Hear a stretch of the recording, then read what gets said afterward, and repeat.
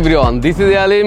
Welcome to নেভালাই blogs. আশা করি সবাই সুস্থ এবং আনন্দে আছেন। FZS ভার্সন 4 যেটা নতুন লঞ্চ হয়েছে, আমার আগের ভিডিও আপনারা দেখছেন, ফার্স্ট ইমপ্রেশন রিভিউ বানানো হয়েছে। আজকে এটার কিছু ভালো এবং কিছু মন্দ সাথে রাইডিং এক্সপিরিয়েন্স সহকারে শেয়ার করব। নতুন ঠোঙ্গাতে পুরনো জিনিস ঢুকে বিক্রি করার চেষ্টা করতেছি কিনা, এই জিনিসটার জন্য আজকে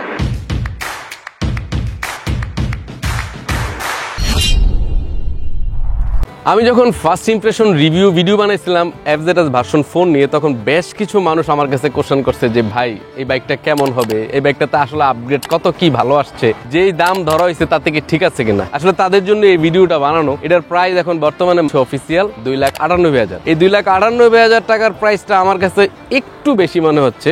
ভার্সন 4 এ চোখে পড়ার মতো পরিবর্তন করছে হেডলাইট, স্পিডোমিটার আর ট্রাকশন কন্ট্রোল অ্যাড করছে। ব্রেকিং সিস্টেমে আগের মতোই সিঙ্গেল চ্যানেল ABS আছে, বাদ বাকি যা আছে সব সেমই আছে, কোনো কিছু চেঞ্জ হয় নাই। তো সেই ক্ষেত্রে প্রাইসটা আরেকটু কম হলে মনে হয় বেটার ছিল। আর পাশে যেটা ফেজার আনছি, এটা কিট সহকারে, এটার প্রাইস হচ্ছে বর্তমানে 3,30,000। মানে বোঝা যাচ্ছে ইয়ামাহার বাইক নরমালি প্রাইস একটু বেশিই থাকে। এটার পিছনে ড্রাম ব্রেক, তারপরও প্রাইসটা অনেক বেশি। মাইলেজ এটারও যেরকম এটারও এরকম, মানে 45 থেকে 50 পর্যন্ত মাইলেজ এভারেজ পাওয়া যায় সিটি এবং হাইওয়ের থেকে।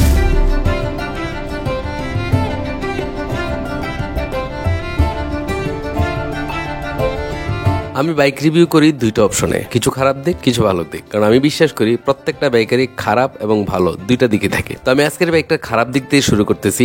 বাইকটার প্রথম খারাপ দিক হচ্ছে বাইকটার plastic body, top to bottom পর্যন্ত সব প্লাস্টিক দিয়ে মোড়ানো। কিছুটা মেটাল দিতে পারতো, কিছু কিছু জায়গা আছে যেগুলোতে মেটাল দিয়ে কভার করতে পারতো ওরা। দ্বিতীয় খারাপ দিক, এই ইঞ্জিন দিয়ে যে বাইক বানানো হয়েছে, যারা FZS সিরিজের লাভার তাদের সবার একটাই কমপ্লেইন, এই বাইকটার পাওয়ার নাই। টপে গিয়ে দম বন্ধ হয়ে যায়, স্ট্রাগল করতে হয়, ওটি দেওয়া যায় না, একটু স্পিড দিতে পারে। যদিও এই বাইকটা হচ্ছে কমিউটার বাইকের সেগমেন্টে পড়ে, তারপরও একটু যদি স্পিড বাড়ায় যেত সেক্ষেত্রে ফান টু রাইড হয়ে যেত, মজা হইতো বিষয়টা। এটা 3 নম্বর প্রবলেম হচ্ছে ফুল প্লাস্টিক বডি হওয়ার কারণে প্যানেল গ্যাপ ইস্যু চলে আসে। যেমন এটার ব্যাকলাইটের যে গ্যাপ আছে, ওই গ্যাপের মধ্যে প্যানেল ইস্যু চলে আসে। এটার ট্যাঙ্কের ভিতরে যে 3টা পার্ট আছে, এই পার্টের মধ্যে গ্যাপ চলে আসে, যেগুলো দেখতে খারাপ লাগে। এবং কিছুদিন চলার পরে এগুলো যেহেতু প্লাস্টিক ক্লিপ দিয়ে লাগানো থাকে বা স্ক্রু দিয়ে লাগানো থাকে, সেগুলোর ভিতরে একটা হোল বড় হয়ে যায় বা ক্লিপগুলা নষ্ট হয়ে গেলে একটা সাউন্ড আসে, ঝনঝন।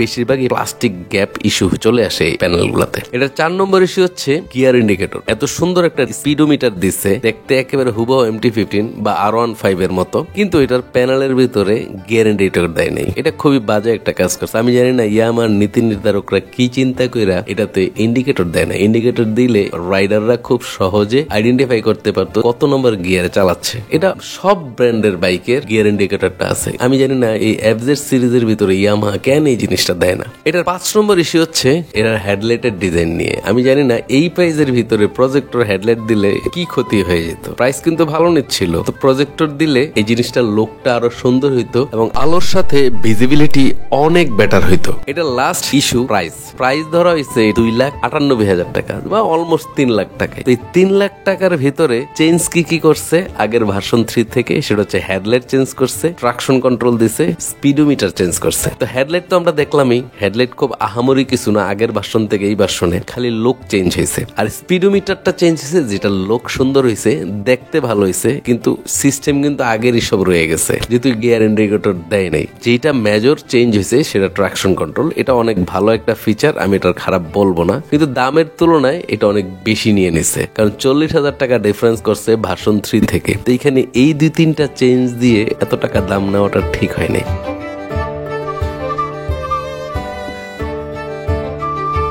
বাইকটা দূর থেকে দেখলে কিন্তু একেবারে খারাপ লাগে না, সুন্দর একটা মাস্কুলার বাইক লাগে, কিন্তু আমার কাছে FZS ভার্সন 3 এই ট্যাঙ্কিটা একটু ভালো লাগে না। পেটটা মনে হয় যে অনেক বড় একটা পেট, কিন্তু FZS ভার্সন 2 এর যে ট্যাঙ্কিটা, ওইটা দেখতে বেশ ভালো লাগে আমার কাছে। এবার আসি বাইকটার ভালো দিক। বাইকটার ভালো দিকই সবচেয়ে বেশি। প্রথমে যদি আসি তাহলে এটার ব্রেকিং সিস্টেমে আসতে হবে। ব্রেকিং সিস্টেম হচ্ছে ইয়ামাহা বেস্ট একটা ব্রেকিং সিস্টেম। আমার মনে হয় না যে কোনো কাস্টমার বলবে যে ব্রেকিং সিস্টেম এদের খারাপ। অনেকে এই ব্রেকিং সিস্টেমের জন্য ইয়ামাহাকে বলা হয় বাংলাদেশের কিং, কমফোর্টের রাজাও বলা হয়। এই জন্য এই বাইকটার এবার একটু ব্রেকিং সিস্টেমটা আপনাদেরকে দেখাই যে কতটা ভালো করছে। এখান থেকে তো বেশি উঠানো যাবে না, অল্প যেই গতিটা উঠবে সেটা দিয়ে আমি চেক করে আপনাদেরকে দেখাবো।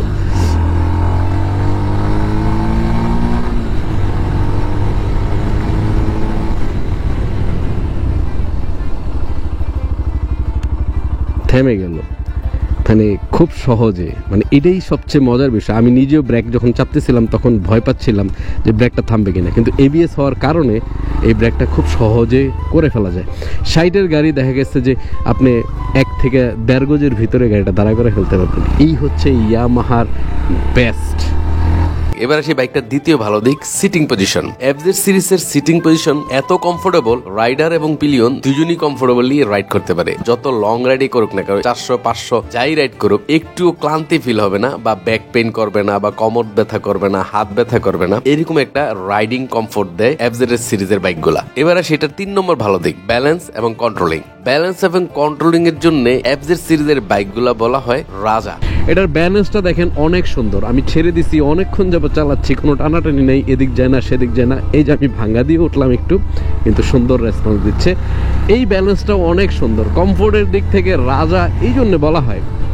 পাওয়ার না থাকতে পারে, আমি এই বাইকটা নিয়ে রাঙামাটি, বান্দরবন, সিলেট, যশোর, অফরোড, অনরোড অনেক জায়গায় আমি চষে বেড়াইছি। আমার কাছে বেশ ভালো লাগছে। কমফোর্ট, কন্ট্রোলিং এবং ব্যালেন্সিং এর দিক দিয়ে বেস্ট একটা পারফরমেন্স দেয় এই বাইকগুলো। এবারে 4 নম্বর ভালো দিকে আসি, সেটা হচ্ছে সিটি রাইড। সিটি রাইডের জন্য এই বাইকটা হচ্ছে বেস্ট একটা বাইক। অফরোড, অনরোড সব বয়সী মানুষের জন্য এই বাইকটা হচ্ছে পারফেক্ট একটা বাইক। এটাতে বাজার করতে পারবেন, অফিস করতে পারবেন, কলেজ করতে পারবেন, সব জায়গায় যেতে পারবেন, এমন একটা বাইক হচ্ছে এফজেড সিরিজের এই বাইক। এবারে সেটার 5 নম্বর ভালো দিক, যেটার জন্য বলা হয় সাশ্রয়ী একটা বাইক, এটা হচ্ছে মাইলেজ। এই মাইলেজ এভারেজ পাওয়া যাবে 40 থেকে 45। যদি ভ্যালু 70-তে চালানো হয় হাইওয়েতে, তাহলে 50-এর উপর পর্যন্ত পাওয়া যাইতে পারে, যদি এটাতে ফুয়েল ভালো কোয়ালিটির দেওয়া হয়। আসলে এটার ভালো দিকের তো শেষ নাই, বাইকটার ভালো দিকই বেশি। এবার আসি এটা 6 নম্বর লাস্ট ভালো দিক, সেটা হচ্ছে রিসেল ভ্যালু। আপনি যত কিলোই রাইড করেন না কেন এই বাইকটা, তার উপরে ডিপেন্ড করে আপনি একটা স্ট্যান্ডার্ড প্রাইস পাবেনই এই বাইকের। আমার হচ্ছে 5 ফিট 7, আমি পা ফেলেই বসতে পারতেছি। সিটিং কমফোর্ট বেশ ভালো এটাতে। যারা 5 ফিট 3-4 তারাও খুব ভালোভাবে চালাতে পারবেন। আমাকে যদি জিজ্ঞেস করা হয় আপনার ফার্স্ট চয়েস কি, আমি বলবো ইয়ামাহা। সব বাইকেরই কিছু না কিছু ভালো এবং মন্দ দিক থাকে, এখন সিদ্ধান্ত আপনার, কারণ আপনার পছন্দ আপনার মতো করে হইতে পারে। আমার ইয়ামাহা পছন্দ, আপনার অন্য কোম্পানির বাইকও পছন্দ হইতে পারে। এখন আপনি সিদ্ধান্ত নেবেন আপনি কেমন দামে কিনতে চান এবং কেমন রাইডিং কমফোর্ট চান এবং কি কাজে বাইকটা ইউজ করতে চান। নর্মালি আমরা বাংলাদেশে যারা বাইক রাইড করি তারা একটা বাইকই সিলেক্ট করি এবং অনেক দিন ইউজ করি, এবং এই একই বাইক দিয়ে আমরা ট্যুর করি, অফিস করি, বাজার করি, সব করি একই বাইক দিয়ে। সো চিন্তা ভাবনা করে আমাদের একটা বাইক নিতে হবে। বাংলাদেশে এখন অনেক হায়ার সিসি বাইক চলে আসছে। প্রথমে নিয়ে আসছে বাজাজ, তারপরে হিরো, কিছুদিন আগে royal Enfield, last Suzuki bike নিয়ে আসছে অলরেডি হায়ার সিসি। এখন ইয়ামাহা কবে আনবে আমি জানি না, কিন্তু সিলেক্ট করতে হবে কিন্তু আপনাকে, কারণ বাইকটা আপনি চালাবেন। এই বাইকটার আসলে ভালো মন্দ খুব বেশি বলার কিছু নাই, কারণ বাইকটা এতটা জনপ্রিয় আর সবার কাছে খুব প্রিয় বাইক। শুধু দামের বিষয়টা নিয়ে আমি কিছু কথা বলার জন্য আসলে এই ভিডিওটা আজকে করা, কারণ এই বাইকটার উপর থেকে নিচ পর্যন্ত সবাই সবকিছু জানে, নতুন ভাবে বলার কিছু নেই। যদি আর কোনো কোশ্চেন থাকে এই বাইকটা সম্পর্কে, তাহলে আমাকে কমেন্টস করে জানাতে পারেন, আমি চেষ্টা করবো আপনাদেরকে রেসপন্স করার জন্য। তাহলে ভিডিও এখানে শেষ করে দিচ্ছি। যদি ভিডিওটার কোনো কিছু ভালো লাগে থাকে তাহলে লাইক করবেন, শেয়ার করবেন, আর বেশি ভালো লাগে থাকলে সাবস্ক্রাইব করে হয়ে যাবেন আমাদের ফ্যামিলি মেম্বার। তাহলে দেখা হচ্ছে এমনই কোনো নতুন ভিডিওতে, নতুন কোনো লোকেশনে, নতুন কোনো অকেশনে। ততদিন আমরা সবাই থাকবো সুস্থ এবং আনন্দে, ইনশাআল্লাহ।